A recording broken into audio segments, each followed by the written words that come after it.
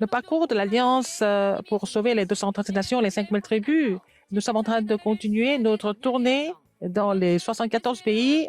Cette semaine, nous allons couvrir le Venezuela et le Costa Rica. Et dans le mouvement évangélique de Tarakpan, nous allons voir l'histoire des manuels de formation. À travers nos journaux, nous allons continuer à vous présenter l'histoire et l'arrière-plan des manuels et comment utiliser ces manuels. Et l'Institut évangélique en ligne va commencer le 21 mars. À partir du 14 février, nous recevons des inscriptions. La formation des disciples évangéliques en ligne va se dérouler le 22 février et nous allons continuer avec le nouvelle lettre de l'évangile. Bonjour, ce sont les actualités du RUTC. Dans le courant du mouvement évangélique d'Arakpan, nous avons préparé l'histoire des manuels. C'est depuis le début jusqu'à maintenant, ça continue. Ce qui est important, c'est que l'œuvre du Saint-Esprit, ça agit avant la chambre automarque, mais à la chambre automarque, et même maintenant, c'est la même chose. Avec cette puissance, nous pouvons tout faire.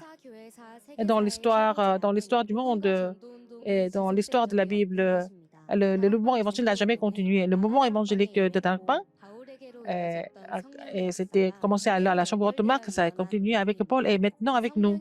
Et l'œuvre du Saint-Esprit est vraiment bien inclus dans tous les manuels, avec 23 manuels de formation.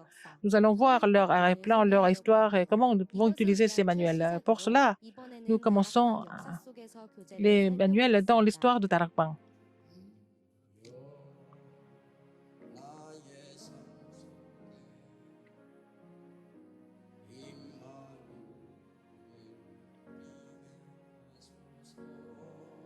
Alors, a commencé le message de l'évangile du terrain et il a commencé avec 7 personnes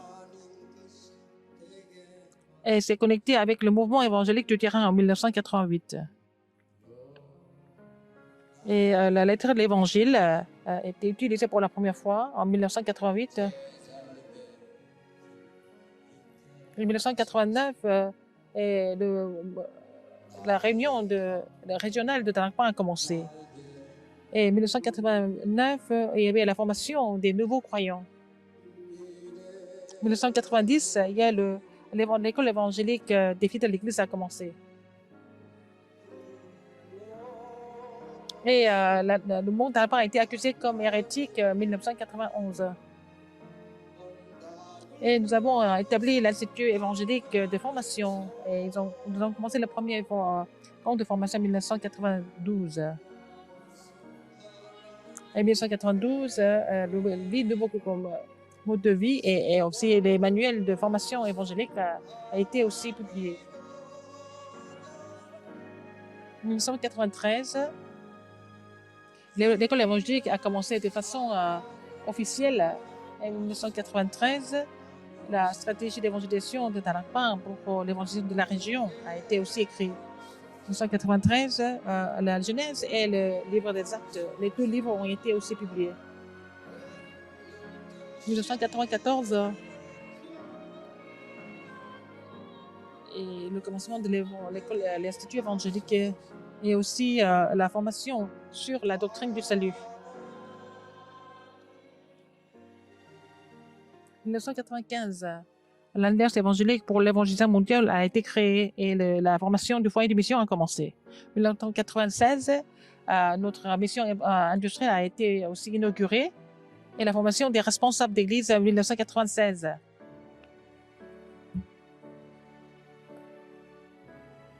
En 1997, notre Assemblée générale a été aussi inaugurée et aussi la formation des ouvriers commissionnés de l'évangélisation mondiale a été aussi publiée. En 1998, la première conférence mondiale des rémanentes.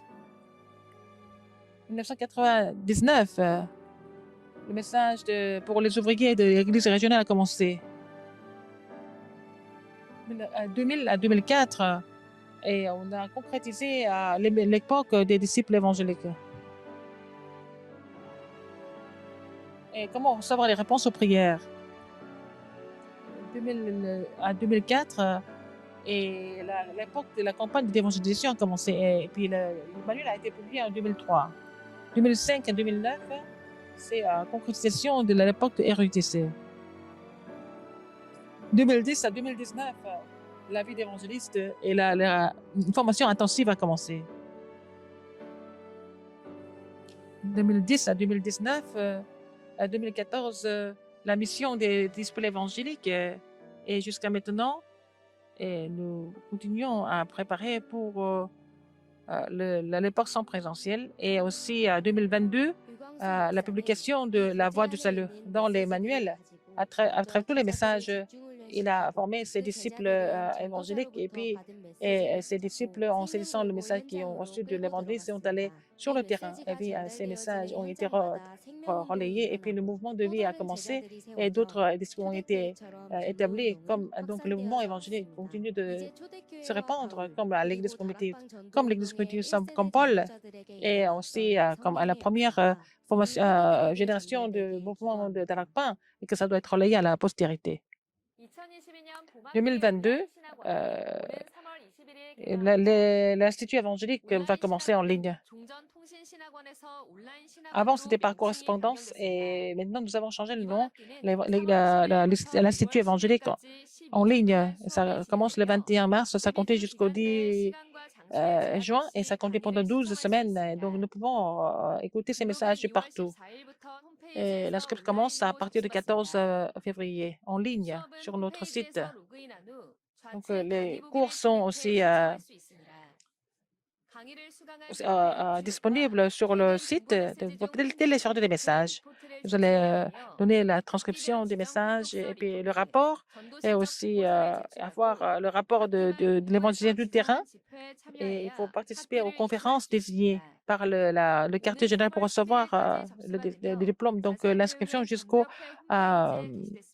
12 mars.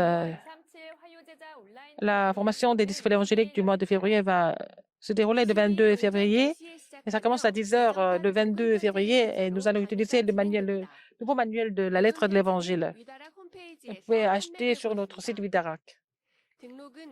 Inscription jusqu'au 16 février jusqu'à 18 h sur notre site d'inscription. La formation des disciples évangéliques du mois de janvier, la relecture est disponible jusqu'au 15 février. Donc, personne n'enseigne ce qui est spirituel. Il n'y a pas de scientifique qui enseigne des choses spirituelles. Mais les gens qui ont fait bouger le monde connaissaient les choses spirituelles. Même l'Église ne n'enseigne pas les choses spirituelles. Et entre-temps, ce sont les trois organisations qui ont pris le contrôle du monde. Maintenant, c'est le calendrier du Remnant. La retraite mondiale universitaire va se dérouler le 16 février en ligne à Dongpyeong et le 17, deux retraites en ligne vont se dérouler. Donc, priez pour ce parcours des étudiants. Le communiqué, la formation des nouveaux croyants et les ministres du terrain va se dérouler le 15 février. Nous avons envoyé le lien sur votre email et le manuel de la voie du salut est en vente sur Vidarak. Pour les remnants qui attendent le service militaire, la formation se déroule le 26 février de 13 h à 17 h 30. Ça se passe en ligne. Il n'y a pas de frais de participation. Vous pouvez vous inscrire sur Kakao ou par téléphone. La retraite universitaire va se dérouler le 16 février à Dongpyeong et puis le 17 en ligne. Ceux qui participent sur place doivent satisfaire les 3 conditions. Il faut avoir fini les 2 vaccinations et aussi avoir le test PCR avec les résultats négatifs. Donc, nous avons envoyé les liens sur votre email. Donc, vérifiez votre email.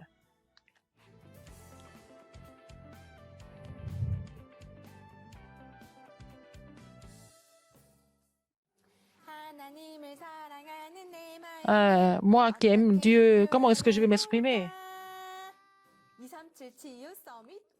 Alors, 237 nations, la guérison et le sommet. Alors, sur les terrains de 237 5000, tous les remnants évangélistes, vous êtes dispersés dans le monde entier. Vous attendiez ce moment. Aujourd'hui, nous allons tous prier pour les pays que Dieu nous a désignés. Et alors, c'est le Costa Rica et Venezuela. Costa Rica, et par rapport à d'autres pays en Amérique du Sud, le pays est très stable politiquement. Alors, donc, le pays est dans les 20 meilleurs pays démocratiques et avec la politique stable et le niveau économique et social sont très élevés aussi. Et la religion nationale, c'est le catholicisme. Et à Costa Rica, nous avons un missionnaire qui s'appelle le pasteur Daniel. Il a rencontré le mouvement d'Aragpan et il a saisi l'alliance du Christ. Il a trouvé la conclusion en Christ. Et avant le COVID-19, il participait aux formations qui se déroulaient en Corée et il a participé à la conférence mondiale Remnant. Il est dans le courant du mouvement évangélique. Maintenant, à Costa Rica, il fait le ministère de la parole et fait alterne avec d'autres pasteurs pour continuer le mouvement évangélique. Et pour ne pas perdre le courant du quartier général, avec tous les membres d'église et pasteurs associés sont en train de recevoir la formation. Et le ministère de pasteur Daniel, les disciples qui vont continuer à faire le mouvement évangélique doit soulever à Costa Rica. Deuxième pays, c'est le Venezuela. Et le Venezuela a la plus grande quantité du pétrole. C'était un des pays les plus riches de l'Amérique du Sud. Mais ce sont les ressources naturelles qui ont amené le pays à la faillite. Donc, 10% de la population sont immigrés dans d'autres pays et il n'y a pas de solution. Le gouvernement ne peut pas trouver de solution sur ce terrain difficile. Il y a aussi le pasteur Andrés qui prêche l'Évangile et il conforme des disciples. Et sur le terrain de Venezuela qui est difficile, donc chaque personne peut devenir des disciples et continue de former. Prions pour Venezuela. Et il fait ça avec les remnants. Il forme les équipes d'évangélistes. Il fait le terrain avec les remnants. À travers le système de médias et à travers le Venezuela, il diffuse les messages de Pasteur Dieu dans d'autres pays. Donc, il y a beaucoup de pasteurs qui sont connectés. Et lui aussi, il ne veut pas perdre le petit courant du quartier général. Il est dans le courant, il fait le ministère dans le courant spirituel. Et en fait, l'Église catholique influence beaucoup l'Amérique du Sud, l'Amérique centrale. Donc, il faut prier pour les missionnaires qui prêchent le Christ et que les 5 fondations de Tarakpan s'installent à travers la postérité afin qu'ils puissent accomplir la volonté de Dieu et avoir la réponse de 7e remnant. Prions pour le Costa Rica et le Venezuela et de façon intensive. Dans n'importe quelle circonstance, dans les problèmes, Dieu a fait lever le mouvement évangélique, le mouvement des remnants. Il a conduit tous les évangélistes de cette façon dans le parcours de la réponse de premier, deuxième, troisième RUTC. Il nous a conduits tous. Et nous qui devons recevoir des réponses continuellement, il a ouvert cette portion présentielle et beaucoup d'églises sont en train de se renouveler. Et pour prêcher l'évangile correct dans les 236 nations du monde, c'est le seul chemin de sauver la postérité. Donc, l'Église Hana veut être utilisée pour relayer ces messages dans le monde entier à travers la parole de Pasteur Dieu, le mouvement des remnants que Dieu va accomplir et puis évangéliser 230 nations de 5000 tribus. Et tous les membres de l'Église forment l'unité et prient pour changer le système de la diffusion audiovisuelle. Donc, ce sont les travaux pour suivre le courant de la parole dans cette époque qui est complètement conquis par les 3 nations. Nous attendons l'époque de 137 que Dieu va accomplir après le mouvement évangélique de Paul. Et le mouvement évangélique a été restauré au bout de 2000 ans. Donc, c'est ça qui peut sauver l'époque pour aider l'évangéliste et que ça peut être, nous pourrons être une église qui peut participer à ce mouvement. Et les problèmes spirituels et l'époque de guérison qui surviennent afin de vraiment établir les leaders des remnants et que nous voulons participer tous ensemble à ce mouvement. Jésus-Christ qui est l'évangile de Dieu et que si Jésus-Christ n'est pas témoigné sur le terrain, il n'y a pas d'espoir. Donc, nous voulons préparer le système sans présentiel pour embrasser le monde.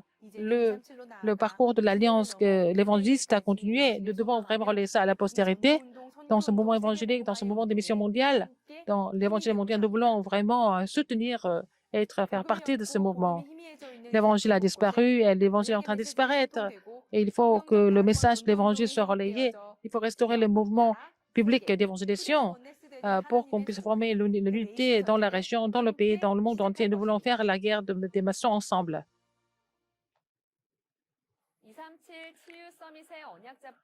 En saisissant l'alliance de 237 de la guerre du sommet, les églises qui sont en train de renouveler le système pour faire partie de ce mouvement, que nous allons recevoir la réponse de vraiment préparer le parvis des étrangers, le parvis de la prière, le parvis des enfants.